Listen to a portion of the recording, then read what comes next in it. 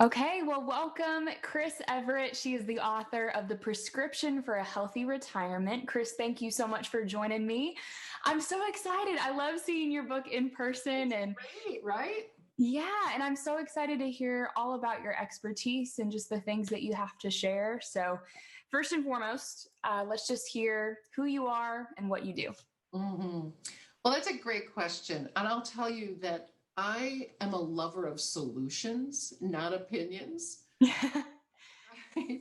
So, ergo, the name of my business, Everett Wealth Solutions. And I'll often say, make me prove the strategy that we're talking about. When I'm talking to a client, don't just believe me. Because when we're done, I want you to be so empowered that if I get hit by a bus, you're going to be okay. So it's in my core about empowering clients. So that's Hmm. So I noticed in the first chapter, you mentioned that for a while you considered going into healthcare. That was something that you thought you were going to do. So, what led you to discover the path that you're on right now? Because this is focusing obviously on financial wellness, not the physical side. So, how did you find this career and what attracted you to it? What drew you to it? sure. It sort of found me at the right place and at the right time. So once I abandoned the medical career as unachievable for myself, I was raising a young family. The opportunity to manage my own schedule, to be my own boss, to still raise my family and flex while helping people make good financial decisions, it was just the perfect fit for me. So, Mhm.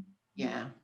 And like the book says, the prescription for a healthy retirement begins with a financial diagnosis. And so, as I was looking through how to help people, I'm the kind of engineering brain that takes things apart and puts them back together again.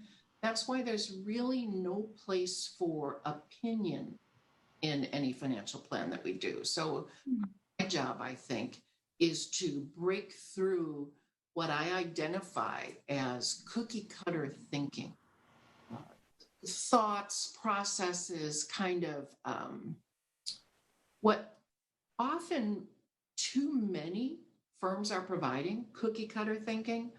And that can be very, very expensive. I mean, you can cost yourself tens of thousands, if not hundreds of thousands of dollars over your lifetime if you don't really do something that's designed only for you. So you mentioned cookie cutter thinking and how you don't really believe in the opinions. What do you mean by that? What are some of the opinions that you see, and what are some Sure. of the cookie cutter thoughts that you see? So many of my clients, and actually you as well, it doesn't really matter how old you are, we're pushed information at us from the financial services industry constantly, right? I Right. don't know if that fits you or not. I mean, Oh, right? definitely yes. So that's how people get into trouble. If they don't test the solution, but they just think, oh, it sounds good, because frankly, marketing tries to make everything sound good, doesn't it? But if you don't really know how that particular piece fits in your design, you could be making a very costly mistake. So that's Hmm. called cookie cutter thinking. It has to be So for you. So that's a good point because I do think a lot of people that are maybe entering into the adult world. I remember when I first got my first credit card offer and all of that stuff, and you get junk mail and all of that. Everything sounds very positive, and it almost sounds too good to be true. So I think what you bring up is a really good point that you have to start to think outside the box, or at least know someone like you that encourages you to think outside the box so you don't get trapped into something that's not best for you and doesn't fit your needs well, um you Frankly, can I just oh, of interject? course, What yeah. you just said was really key, because unless you step outside of what Hmm. you really can't find breakthrough. So I know what I know, you know what you know. Well, what if we put our heads together? Now all of a sudden breakthrough can occur. Wow. Yeah, I love that. That's a great point. And I kind of towards the end of your chapter, again, you talked more about your dreams of going into healthcare and setting on that career path. But now that you're in the financial industry, what similarities do you see in dealing with clients every day and talking with them? What similarities do you see between the healthcare industry and the financial industry? Well, like my book title says, the prescription for a healthy retirement begins with a proper diagnosis. Mm-hmm. That is just in perfect alignment with going to see a doctor, right? Until you do a discovery. So we have a process that talks about this, but the first step that we take people through is discovery so that we can understand what's really going on. Mm-hmm. I'm going to just write a prescription, and say, here, go do this or buy this. Often, if that's what people are experiencing, it could be that they're not working with a fiduciary, but maybe they're working with maybe an investment advisor rep who works for a broker dealer, and they need to sell you something. They need to manage your money. They only have a hammer, so you're looking a lot like a nail, right? Or maybe you're working with an insurance agent who makes their living by selling products so that they can make a commission. None of these platforms are evil. It's just that you need to understand who you're talking to and their purpose and goal is. Because you're looking like a really sweet nail to that hammer, look out. So really it's about just being aware of who you're dealing with and what their motives might be, even though they may not be bad motives, but what is this person out to do? What's their goal really? And then how does that fit with you? Is that what you're saying? I am. And just yesterday, I was speaking to a client.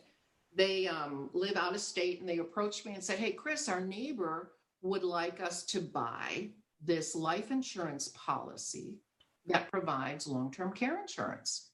What do you think about it? And I said, well, let's test it.